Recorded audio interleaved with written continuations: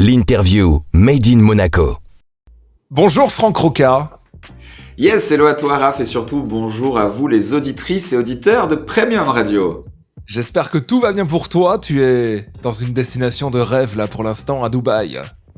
Yes, tout à fait, rentré à la maison après 3 mois de trip et donc là en plus les bonnes températures arrivent. Là c'est on va dire les 20-25 degrés donc il fait bon, l'eau est bonne, tout va bien. Magnifique, et aujourd'hui une question de Bérénice. Es-tu prêt Franck ?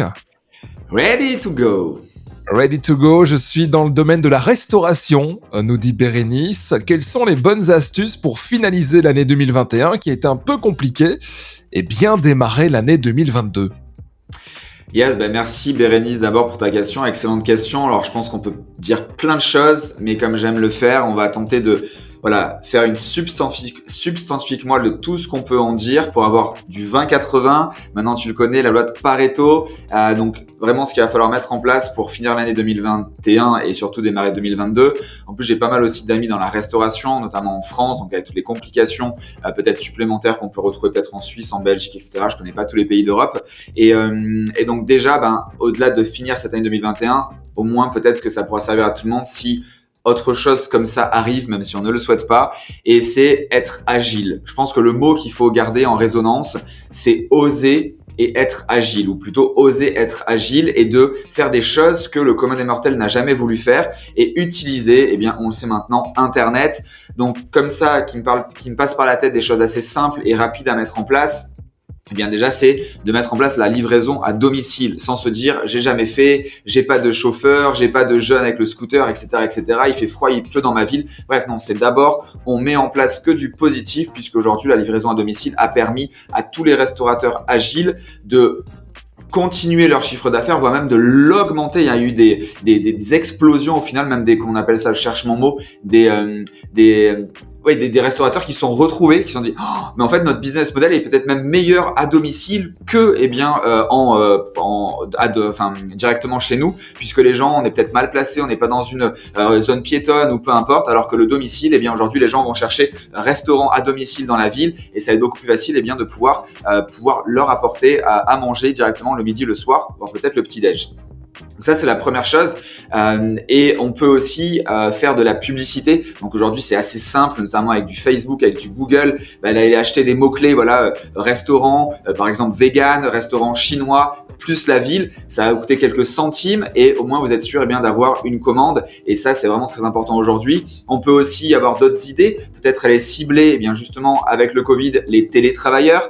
Proposer vos services à des grandes entreprises avec justement se sous-nicher. Peut-être que vous ne le faisiez pas, mais en réfléchissant un petit peu, en restant agile, en discutant avec votre cuisinier, avec votre équipe, peut-être qu'on peut se dire que on peut aller un peu plus là-dedans sur, les salades ou votre plat principal, votre plat étoilé. Et ça, on va pouvoir en faire un repas sain pour les travailleurs du midi. Donc ça, c'est une première approche.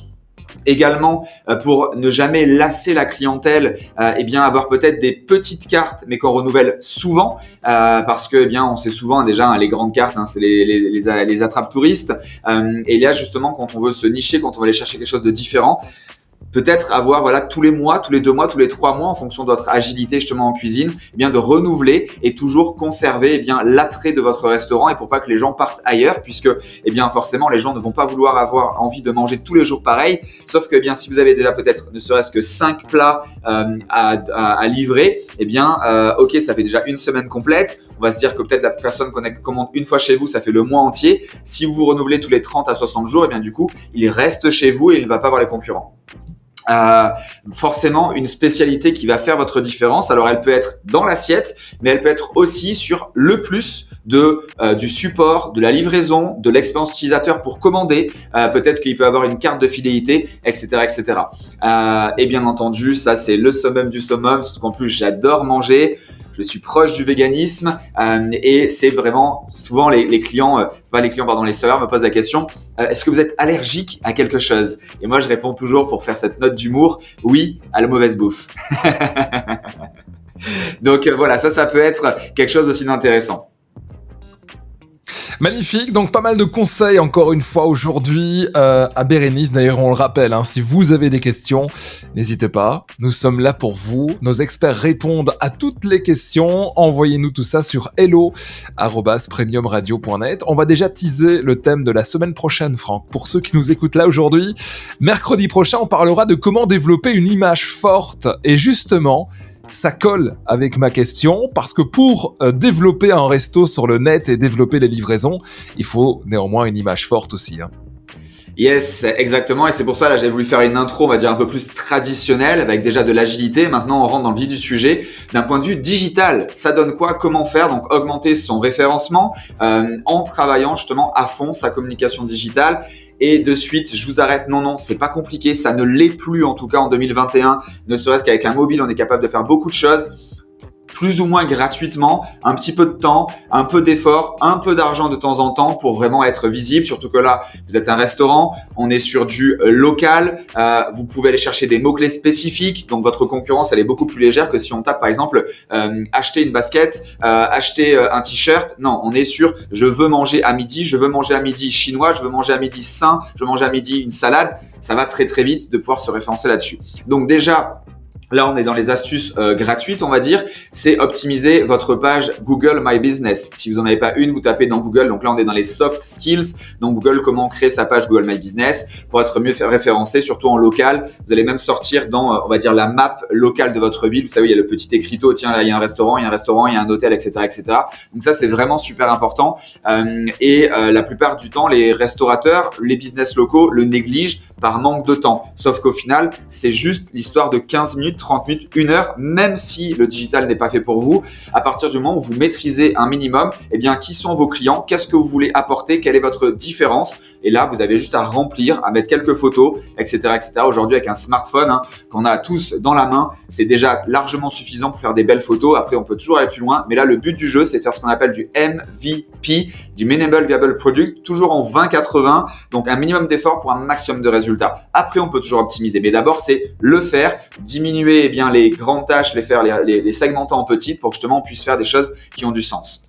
Elle doit être bien sûr complète, tenue à jour. Si jamais vous partez en vacances, écrivez « on est en vacances de telle date à telle date ». Mettez-vous un post-it sur l'ordinateur de vraiment vous dire tous les jours est-ce qu'on a mis quelque chose à jour, est-ce qu'il y a une nouveauté, est-ce qu'on est indisponible la semaine prochaine. Parce que là, il n'y a rien de pire en termes de service client pour dire « ok, je cherche » et je parle en connaissance de cause. Je cherche, j'appelle un répondeur qui nous dit c'est fermé ou pas de répondeur, mais pourtant c'est ouvert, ou alors on se déplace, c'est fermé, c'était pas indiqué. Donc ça, c'est vraiment le pire du pire et après c'est compliqué de récupérer cette personne-là.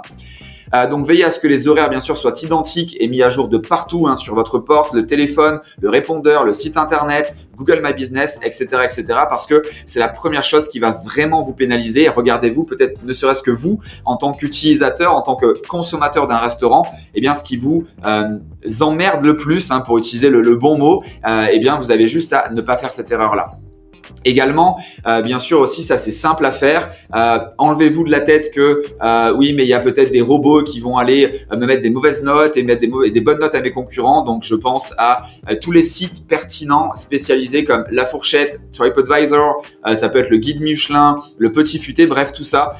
Pensez-y parce que non, ça fonctionne. Aujourd'hui, il y a aussi Google, le Google traditionnel qui fonctionne excessivement bien. D'ailleurs, cet été, je m'en suis excessivement servi. Alors moi, c'est plus TripAdvisor et Google. Avant, Google, j'utilisais pas, mais comme ils ont fait un gros effort de communication, là, je tape dans Google meilleur restaurant pizza, meilleur restaurant vegan, meilleur restaurant salade. Dans la ville où on a été, on en a fait une dizaine cet été, et je vous garantis qu'on est toujours tombé sur les meilleurs restaurants, mais vraiment véridiques, avec des 4-8, 4-9, 5 sur 5, avec des centaines de réponses. Et donc ça aussi, c'est à vous d'aller le demander.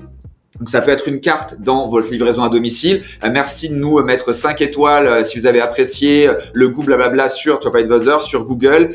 Montrez peut-être comment faire quand les personnes viennent chez vous. De la même manière, ça peut être un écriteau, ça peut être une carte de visite, ça peut être quand vous emmenez l'addition, un petit truc en plus. Bref, aujourd'hui, c'est très très simple, ça coûte plus rien. Il y a même des sites d'impression en ligne pour faire ces petites choses. Ça coûte rien, mais l'effet est colossal. Et n'hésitez pas à former votre équipe pour qu'ils le demandent à chaque fois avec la bienveillance et du sourire. On doit bien entendu répondre à tous les commentaires, bons et mauvais. Souvent, le mauvais, c'est peut-être quelque chose qui vous a échappé, qui peut-être pas de votre faute, tout simplement, même peut-être des fois, les personnes se sont trop trompées d'établissement. Ça nous arrive des fois à nous, quand j'avais des sites d'e-commerce, etc.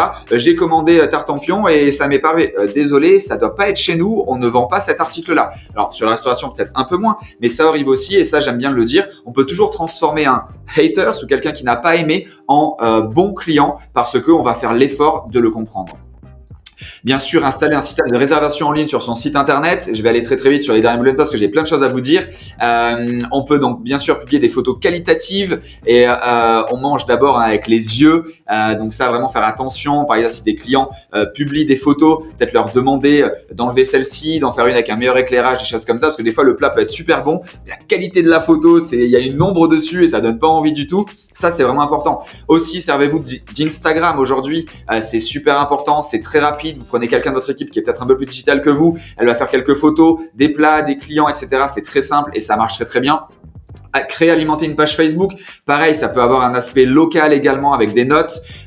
Collaborer, pourquoi pas, avec des influenceurs, des blogueurs nourriture, food de votre ville. Nationale, ça peut-être pas grand chose, mais en tout cas, aujourd'hui, dans toutes les villes, il y a des micro-influenceurs. Vous pouvez les rechercher en tapant des mots-clés. Et bien justement, sur la recherche, peut-être taper des hashtags, la ville, hashtag vegan, plus la ville. Bref, c'est assez facile à faire.